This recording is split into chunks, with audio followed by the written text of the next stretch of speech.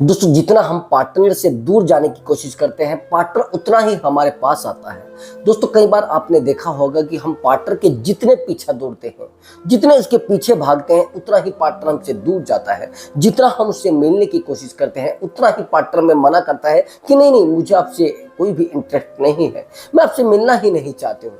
कई बार तो ऐसा भी होता है कि पार्टनर हमें डांटने लगता है।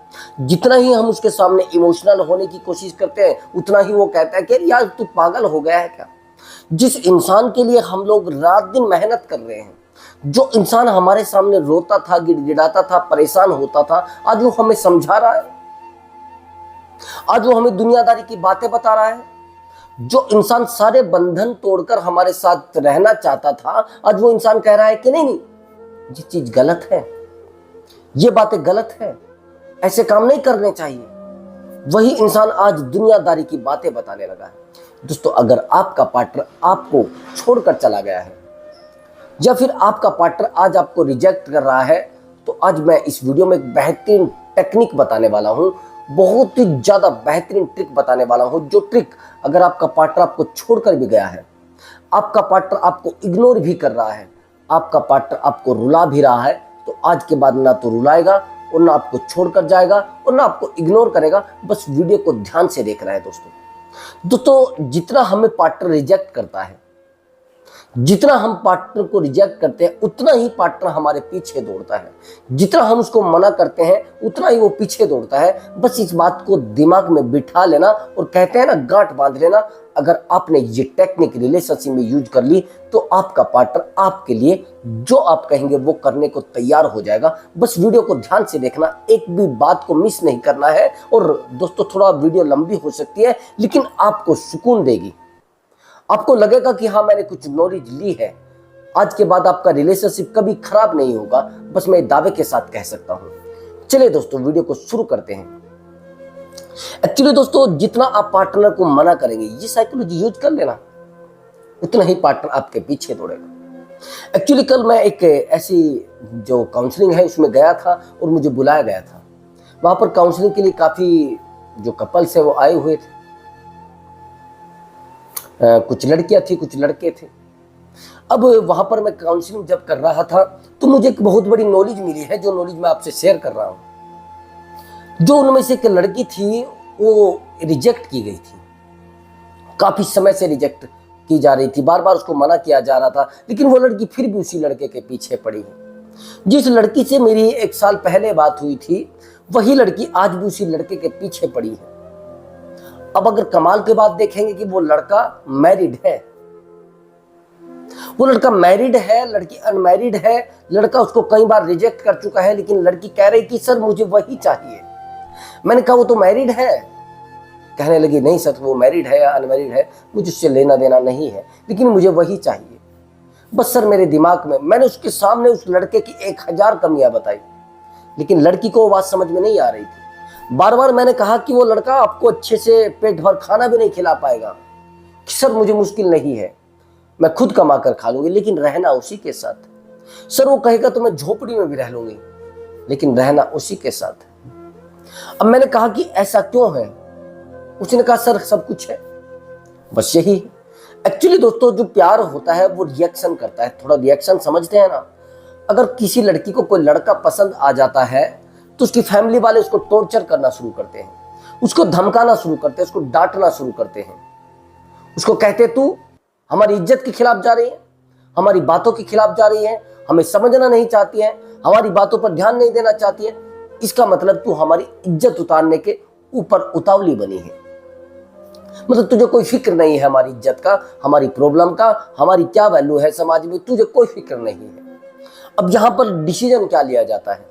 उस लड़की को डांटा जाता है, धमकाया जाता है, परेशान किया जाता है। अब वो लड़की, सीधी सी बात है, जहां से उसको नफरत मिलेगी तो कहां जाएगी? अब वो लड़का इस चीज का सीधा सा फायदा उठाता है। वो फिर क्या करता है? वो उससे प्रेम करना शुरू करता है। अब जहां पर प्रेम मिलेगा इंसान वहीं पर जाएगा, सीधी सी बात है। अब वो कहने लगी कि सर जिस टाइम पर मेरे घर वाले मुझे टॉर्चर कर रहे थे, यही वो लड़का है जिसने मुझे संभाला था। और कमाल की बात कि वो लड़का उसको बार बार मना भी करता है कि नहीं रहना मुझे आपके साथ। कई बार तो धमका भी चुका है, कई बार डांट भी चुका है, कई बार ये भी बोल चुका है मुझे आपसे कोई लेना देना नहीं है, आपसे मेरा कोई रिश्ता भी नहीं है, तो भी वो लड़की कह रही थी कि सर मैं उस लड़के को कैसे पा सकती हूँ, उसके लिए कोई ऐसी ट्रिक बताइए जिससे मैं उसको पा सकती हूँ। कमाल की बात ये देखिए कि रिजेक्ट होने के बाद इंसान पीछे दौड़ रहा है। यही मैं आपको टेक्निक बताना चाहता था। हम जितना किसी इंसान के लिए करते हैं वो कम पड़ता है, जितना हम किसी इंसान को समझाने की कोशिश करते हैं उतना ही वो कम पड़ता है, और हमें सामने वाला इंसान वकील समझने लगता है, हमें बेवकूफ समझने लगता है, हमें भौंकने वाला समझने लगता है। हालांकि आप भौंकने वाले नहीं होते हैं, आप समझाने वाले नहीं होते हैं, आप हमेशा ही उसके भले में कर रहे हैं, जो भी कर रहे हैं उसकी अच्छाई में कर रहे हैं। लेकिन सामने वाला इंसान इन चीजों को रिजेक्ट कर चुका है। सामने वाले इंसान ने कह दिया कि भैया मुझे तो इन चीजों में इंटरेस्ट है नहीं, मुझे तो इन चीजों से कोई लगाव है ही नहीं, लेकिन आप जो कह रहे हैं वो चीजें मुझे ठीक लगती नहीं, तो मैं क्या करूंगा बताइए। आप तो मुझसे दूर जा रहे हैं ना। ये चीज सामने वाले इंसान को हजम नहीं होती है। अगर आपने किसी इंसान को ये कह दिया कि मैं तो अपनी लाइफ में जाकर खुश रहना चाहता हूं, तो सोचेगा यार इसका मतलब मैं तो परेशान हो रहा हूं, ये अपनी लाइफ में जाकर खुश कैसे रहेगा।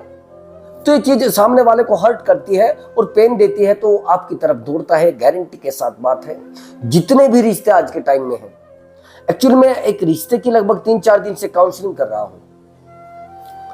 वो लड़का जितना वो लड़की उससे दूर जा रही है उतना उसके क्लोज आ रहा है, जितना उससे दूर जाने की कोशिश कर रहे हैं उतना उसके क्लोज आ रहा है। अब स्थिति ये है कि लड़का उससे दूर जा रहा है, अब वो उसके पीछे आना शुरू कर रही है। समझ ना मेरी बात को, जो मैं आपको डीपली बताने वाला हूँ। उसने मुझसे काउंसलिंग की, लड़के ने काउंसलिंग करके उसने कहा कि सर जो भी आप तरीका बताएंगे उस तरीके से मैं अपने रिलेशनशिप को मेंटेन करने की कोशिश करूंगा। वैसे तो कुछ रिलेशनशिप में बचा नहीं है, लेकिन फिर भी मैं सर कोशिश करूंगा कि ये मेंटेन किया जाए। अब जैसा मैंने इसको बताया वैसा वो यूज कर रहा है, लेकिन मैं देख रहा हूं 1 वीक से बड़ा जबरदस्त रिजल्ट है।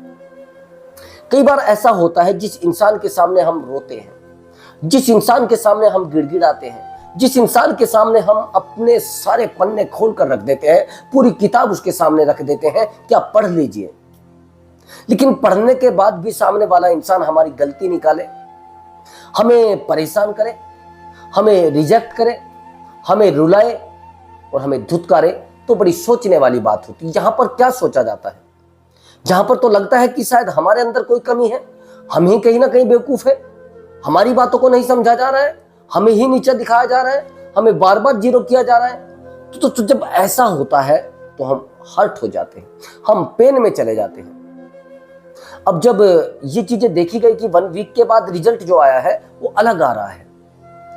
अब सामने वाले इंसान ने जो मुझे स्टोरी बताई है, उसने कहा कि सर एक्चुअली मैं बार बार इस लड़की के सामने रोता था, मैं कहता था कि मेरी जिंदगी आप ही है, लेकिन वो समझना नहीं चाहती थी। कई बार तो ऐसा भी हुआ कि जैसे मैं स्टेटस लगाता था तो उसको म्यूट कर देती थी, देखना नहीं चाहती थी, बात नहीं करना चाहती थी। अगर मैं बात भी कर जाता था तो मैं बड़ा भावुक हो जाता था उससे बात करते हुए, मैं सर रोने लगता था। तो सामने वाले इंसान को लगता था कि ये भैया चिपकू है, काम वाम इसको कुछ करना नहीं है, अब ये तो चिपकू बन चुका है, बस मेरे लिए ही ये सब कुछ करेगा, अब इसके पास कुछ है नहीं। तो वहां पर इंसान रिजेक्ट करने के बाद एक बेहतर ऑप्शन देखता है। समझ रहे मेरी बात को? अभी जो मैं डीपली बात आपको बता रहा हूं, यहां पर बेहतर ऑप्शन देखा जाता है और बेहतरीन तरीके से फिर सामने वाले पर ध्यान दिया जाता है, लेकिन आप पर ध्यान नहीं दिया जाता है। अब यही सेम हुआ, वो लड़का उसके सामने रोता था, परेशान रहता था, गिड़गिड़ाता था। अब मैंने उसको जो काउंसलिंग दी है, मैंने कहा कि आप अपनी खुशियां सामने वाले को जाहिर करें, सामने वाले को शो करें कि मैं अब हैप्पी हो चुका हूं, मैं खुश हो चुका हूं, और आपके रिश्ते से और आपके लेने देने से आप क्या कर रहे हैं, कहां कर रहे हैं, किससे मिल रहे हैं, मेरा कोई रिश्ता नहीं है। अब ये चीज उसने शुरू की, तो मैं देख रहा हूं कि कई बार ऐसा होता है कि जो लोग हमें इमोशनल अटैचमेंट में समझ नहीं सकते, वही लोग हमारी खुशियों से खुश नहीं हो पाते।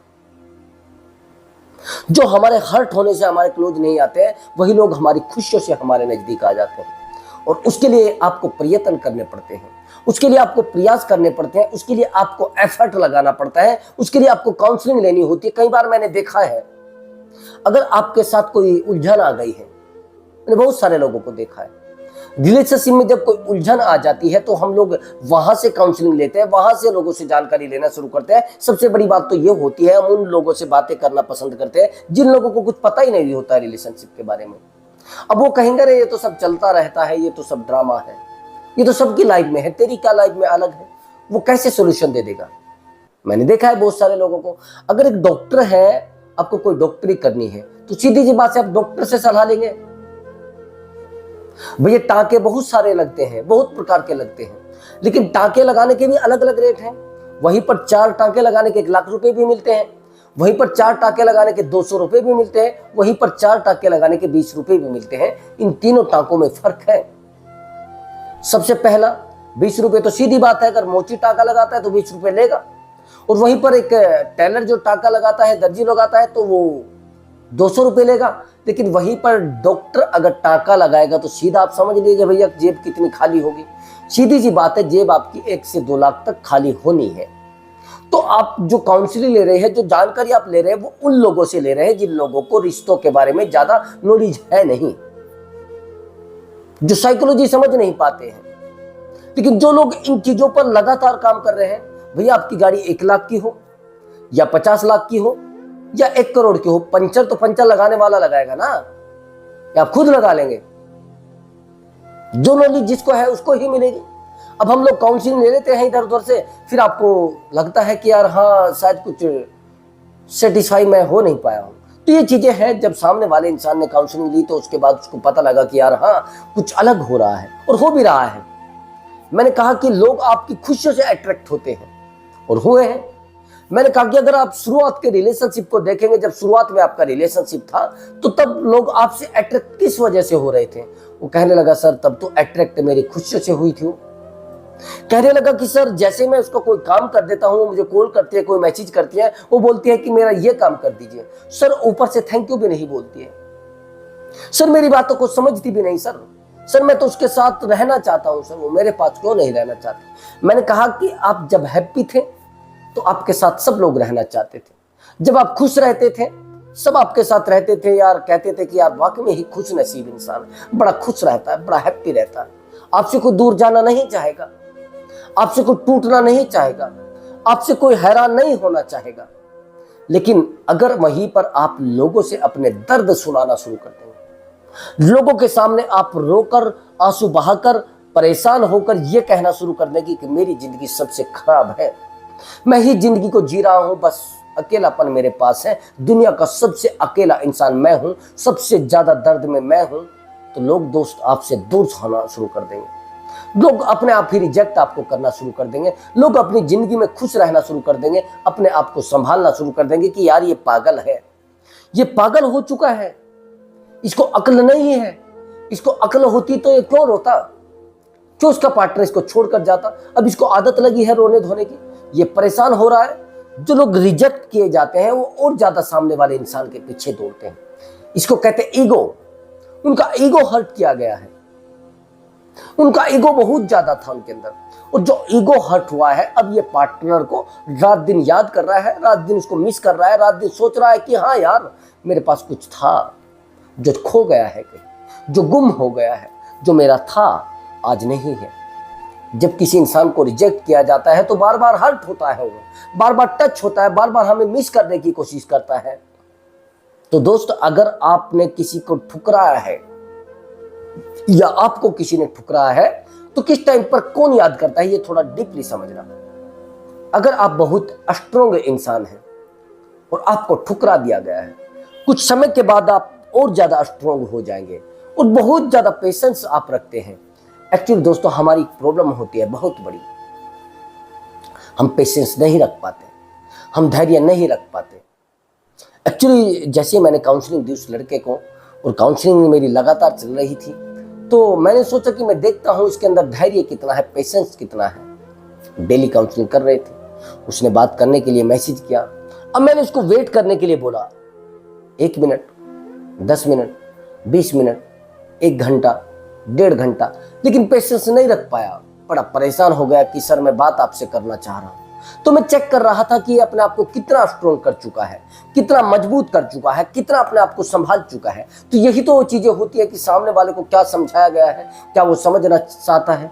एक्चुअली प्यार जो होता है, और प्यार के बाद जब हमें हर्ट होता है और जब हमें एक ब्रेकअप मिलता है, एक दर्द मिलता है, ये बड़ा हैरान करने वाला दर्द होता है, असहनीय दर्द होता है। यही वो स्थिति होती है जहां पर, यही वो परिस्थिति होती है जिसको कहते हैं ना परिस्थिति बिगड़ना, जहां पर हमारा दिमाग काम नहीं करता, हमारे सोचने समझने की जो शक्ति होती है वो क्षीण हो जाती है, वो खत्म हो जाती है। हम जो भी सोचते हैं वो हमें गलत नजर आता है, हम जो भी सोचते हैं वो हमें बुरा नजर आता है कि हमारे साथ ही दुनिया का सबसे बड़ा घोटाला हो रहा है, हमारे साथ ही दुनिया का सबसे बड़ा दर्द पैदा हो रहा है, हमें ही सबसे ज्यादा रिजेक्ट किया जा रहा है, हमारे ही साथ हमारी फैमिली नहीं है, हमारे ही साथ वो सामने वाला इंसान नहीं है, हमारे साथ वो लड़की नहीं है जिस लड़की के लिए हमने सब कुछ किया है। बार बार हमें उसकी यादें तड़पाती है, बार बार उसकी यादें हमें आती है। हम सोचते हैं कि यार शायद आज वो इंसान मेरे पास होता। ये जो मैं टेक्निक बता रहा हूं ना, इन टेक्निक को आप रिलेशनशिप में यूज जरूर करना। नहीं कर पा रहे हैं तो फिर रिलेशनशिप उलझेगा। तो आप सोचते हैं कि यार वो आज इंसान मेरे पास होता, क्योंकि उसकी खुशियां आपको याद आ रही हैं, दुख नहीं याद आ रहे हैं। उसकी खुशियां आपको याद आ रही है, जो उसको खुशी मिली हुई है, जो उसके पास खुशियां थी वो है।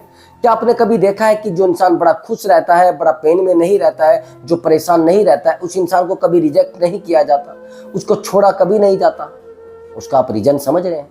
उसका रीजन ये है कि हर इंसान चाहता है कि मुझे खुशी मिले, हर इंसान चाहता है कि भैया मैं खुश रहूं, हर इंसान चाहता है कि भैया मैं बड़ा हैप्पी रहूं। और हैप्पी चाहते हैं लोग कहां पर मिलेगी? वो वहां पर मिलेगी जो लोग खुश रहेंगे। भैया दूध तो डेयरी पर ही मिलेगा ना, कहीं सड़क पर से ही खरीद लोगे?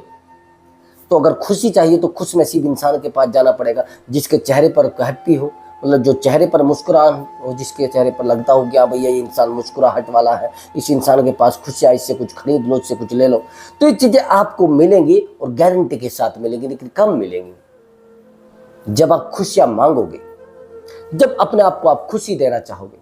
जिस दिन आपने अपने आप को खुशियां देना चाहा, जिस दिन आपने अपने आप को खुश करना चाहा और अपने आप को स्ट्रॉन्ग करना चाहा, अपनी खुशियों पर ध्यान देना चाहा, अपनी हैप्पीनेस पर ध्यान देना चाहा, अपनी बॉडी पर ध्यान देना चाहा, अपनी कम्युनिकेशन स्किल पर ध्यान देना चाहा, उस समय लोग आपसे अट्रैक्ट होना शुरू हो जाएंगे। अभी तो आपको लगता है कि अरे यार सब कुछ तो मेरे पास है। किसने कहा भैया सब कुछ आपके पास है? आपकी गर्लफ्रेंड आपको छोड़ दिया है, आपको आपकी फैमिली वाले कह रहे हैं कि ये तो उल्लू है, इसको तो अक्ल है नहीं, इसको वो छोड़कर चली गई है, तो हम लोग इसके साथ क्या घंटा रहेंगे? तो ये चीजें जिसको बोली जाती है उसको तो हर्ट हो जाना चाहिए ना। एक्चुअली कुछ लोग समझना भी नहीं चाहते हैं, कुछ लोग अपने आप को स्ट्रॉन्ग भी नहीं करना चाहते। कई बार तो ये भी होता है, हम उनको रास्ते भी बता दे तो भी फिर नहीं। अभी मैं जो ट्रिक बताने वाला हूं ये समझ लेना, बस निंजा टेक्निक जिसको कहते हैं वो है। ऐसा है जैसे निंजा टेक्निक थी ना, वही सेम ये काम करेगी। एक्चुअली मेरा एक फ्रेंड है, उसकी शादी हो चुकी, मैरिड है। अब बार बार उसके रिश्तों में कई बार उलझन आ जाती है, बार बार झगड़े होते हैं, बार बार। वैसे तो खिचखिच रहती है शादी के अंदर, जैसे कोई विवाहित जीवन होता है, वैवाहिक जीवन होता है, तो वहां पर खिचखिच रहती है, कॉमन है। लेकिन इसके जो खिचखिच है वो बहुत ही ज्यादा डीपली है, हर समय झगड़ा, दूसरे तीसरे दिन झगड़ा। मैंने एक महीना पहले उसको कुछ समझाया था, मैंने उसको कहा था कि वैवाहिक जीवन झगड़ों का नाम है, संघर्ष का नाम है, लेकिन अगर सही से जिया जाए, स्मूथली जिया जाए, सरलता से जिया जाए, तो बहुत आसान भी है और बहुत खुश नसीब भी वो लोग हैं जिनकी शादी हो चुकी है। वो कहने लगा ऐसे कैसे यार? अब मैंने एक महीना पहले समझाया था, वही चीज अब आ चुके हैं दोबारा। अभी 3 दिन पहले मेरे पास उसका कॉल आता है, वो कहता है सर यार मेरा ऐसा लगता है, मेरा मन दोस्त यार मैं सुसाइड कर लूं। मैंने कहा क्या हुआ? कि जिस पत्नी के लिए मैंने सब कुछ बदला, एक्चुअली वो मेरा फ्रेंड जो है वो हेयर बहुत बड़े बड़े रखता था, बाल बहुत अच्छे रखता था, बाल उसके सर से एक भी उड़ा नहीं हुआ है, एक भी। बड़ा खूबसूरत लगता था, बड़ा सुंदर और लंबा, बहुत अच्छी लंबाई है उसकी, बहुत खूबसूरत, ये मानना। और बाल उसने रखे हुए थे, वो 2-3 साल से उसने तैयार किए हुए थे। उसकी पत्नी ने बोला तो उसने कैंची घुमा दी, उसमें कटवा दी, उनको साइड रखवा दिया। बॉडी से बड़ा अच्छा था, अभी लगभग 6-7 महीने से जिम में कुछ नहीं कर रहा है, अब पेट भी बाहर आ गया, दिखता भी नहीं सही से, वो खुद में ही नहीं दिखता, पेट दिखता है, खाने पीने में बड़ा हाई है। अब लग रहा है कि जैसे उम्र ढलने लगी हो, पहले नहीं लगता था। पहले तो लगता था कुछ युवा है, कुछ दिख रहा है इसके अंदर, और कुछ वाकई में वजन बहुत ज्यादा हो गया, चेहरा बड़ा काला पड़ गया है, खुद में बड़ा डल हो गया है। सबसे पहले तो आपका स्वास्थ्य होता है। अब उसकी पत्नी ने उसको रिजेक्ट किया, उसका बोला है तू है क्या, तू दिखता ही नहीं कुछ, और मेरे सामने तो कुछ है ही नहीं। जिस समय वो बड़ा सुंदर दिखता था, उस समय उसकी पत्नी उसके पीछे दौड़ती थी, उसके लिए रोती थी, परेशान रहती थी, कहती थी कि हाँ यार नहीं, मैं आपके बिना नहीं रह सकती। वो झगड़ा भी करता था लेकिन नहीं जाती थी घर। और अब वो कह रही है कि एक महीने से कि मुझे तो रहना ही नहीं चाहिए, आप दिखते सही नहीं हो, आप में कुछ क्वालिटी ही नहीं है, आपने कुछ किया नहीं है कभी। क्यों? आप जानते हैं उसका कारण क्या है? उसका कारण यह है कि सामने वाला इंसान उन चीजों को छोड़ चुका है जो चीजें उसको खुशी दे रही थी। उसने उसकी खुशी के लिए सब कुछ किया है। उसने कहा कि यार जैसे ही मुझे ये बोला जा रहा था तो मुझे आप याद आ रहे थे। मैंने कहा क्यों? कि मुझे बोला था सर ने कि यार बस ये सब चीजें मत करिए, अपनी खुशियों के लिए जो भी करना है खुद करिए, अपने आप को खुशी देने के लिए करने जो भी करना है, अपने आप को खुश रखने के लिए, अपने आप को ताकत देने के लिए, अपने आप को मजबूत करने के लिए, अपने चेहरे पर मुस्कुराहट लाने के लिए करिए जो भी करना है। लेकिन मैं कर जो रहा था वो ये कर रहा था कि सामने वाले इंसान को खुशी देने के लिए कर रहा था, सामने वाले इंसान की जिंदगी में खुशी लाने की कोशिश कर रहा था, क्योंकि मुझे लग रहा था कि अगर मैं बदलूंगा तो सामने वाला इंसान शायद अपने आप को कंफर्ट कर लेगा और खुश रहना शुरू कर देगा। लेकिन हुआ उल्टा है, वो तो खुश हुआ या नहीं हुआ, लेकिन मैं दुखी हो गया। मैंने कहा क्यों? कि अब सामने मेरे दोबारा वही सवाल आ गया है, वही समस्या प्रकट हो गई है जो पहले हो रही थी। मैंने कहा कौन सी? कि यार एक्चुअली मुझे पहले बड़ा अच्छा कहा जाता था लेकिन आज रिजेक्ट किया जा रहा है। मैं वही इंसान हूं पहले वाला, मैं वही इंसान हूं, जितना पहले कमाता था इतना ही अब कमाता हूं, जितनी पहले हाइट थी लेकिन आज वही। लेकिन मैंने कहा और क्या बदला है? कि ये बदला है कि मेरे चेहरे पर खुशी रहती थी, मैं दिखता बड़ा खूबसूरत था, मेरी बोलने की स्किल बड़ी अच्छी थी, लेकिन आज सब चीज़ों को मैंने खो दिया। मैंने सोचा मेरे लिए सबसे ज़्यादा आवश्यक परिवार है, कुछ दिक्कत नहीं है। अब चीज़ें कहाँ से पैदा हुई है और कहाँ पर ख़त्म होने जा रही है वो आप चीज़ को समझना, उसकी तो कहानी है, वो कहानी मैंने आपको बता दी। और ये कहानी बड़ी डीपली है, इन चीज़ों पर हमारे युवा ध्यान नहीं दे पाते हैं। अगर आपका स्वास्थ्य सही है तो दुनिया की हर खुशी आपको मिल जाएगी। दुनिया में सबसे ज्यादा जरूरी होता है आपका वक्त, आपका स्वास्थ्य, और जिस इंसान के पास किसी का वक्त लेने का टाइम है और अपना वक्त देने का टाइम नहीं है तो वो गलत है। आपको दोनों चीजों पर विशेष ध्यान देना है। वक्त आपकी जिंदगी में सबसे ज्यादा ताकतवर होता है। अगर आपने अपना समय किसी को दिया तो सोच समझ कर देना, अगर आपने अपना स्वास्थ्य खोया है तो सोच समझ कर खोना। दोनों चीजों को गलती से भी मिस मत कर देना। जिस दिन आपने दोनों चीजें मिस करना शुरू कर दिया उस दिन आप अकेले हो जाएंगे। अकेले नहीं, दुनिया में आप चाहे जितने भी बेहतरीन रिश्ते में हो, बेहतरीन रिश्ता आपका टूट जाएगा। तो आपको ध्यान अपनी खुशियों पर देना है। जब आप अपनी खुशियों पर ध्यान देना शुरू कर देंगे उस दिन आपका पार्टनर आपके पास आना शुरू कर देगा, उस दिन आपका पार्टनर आपसे अट्रैक्ट होना शुरू कर देगा, उस दिन आपका पार्टनर आपसे बात करना शुरू करेगा, उस दिन आपका पार्टनर आपकी यादों में खोना शुरू कर देगा। दोस्त, अच्छे इंसान की सबको तलाश होती है, खुशियों की सबको तलाश होती है, खुशियों का मंजर सब लोग देखना चाहते हैं, एक खुश नसीब इंसान के साथ सब रहना चाहते हैं, सक्सेसफुल इंसान के साथ रहना सब चाहते हैं। लेकिन आपने जो चुना है, अपने रोने धोने को चुना है, आपने परेशान रहने को चुना है, आपने जिंदगी तबाह होने को चुना है, आपने अकेलेपन को चुना है, आपने बस जिंदगी अकेली छोड़ दी गई है। आपने उन चीजों को चुन लिया है जो है ही नहीं, जो कभी थी ही नहीं, जो कभी लाइफ में आई ही नहीं। जो चीज़ें लाइफ में आई नहीं तो उन चीज़ों को क्यों फॉलो कर रहे हैं, क्यों उन चीज़ों को एक्सेप्ट करना चाह रहे हैं? वो चीज़ें ज़िंदगी में वैल्यू नहीं रखती हैं। उन चीज़ों को बिल्कुल बदल दीजिए, और नहीं बदलेंगे तो भैया आप बदल जाएंगे या फिर आपका पार्टनर बदल जाएगा। दोस्तों, आपको अगर हमारा वीडियो अच्छा लगा है तो वीडियो को लाइक करके जाए और चैनल को जरूर सब्सक्राइब करके जाए। मैं मिलता हूँ अगली वीडियो में एक धांसू ट्रिक के साथ और बेहतरीन वॉइस के साथ। नमस्कार दोस्तों।